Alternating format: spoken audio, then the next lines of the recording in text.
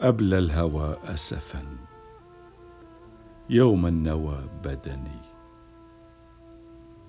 وفرق الهجر بين الجفن والوسن.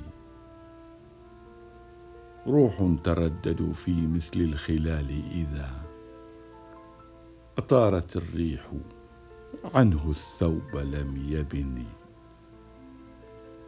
كفى بجسمي نحولا أنني رجل، لولا مخاطبتي إياك لم ترني.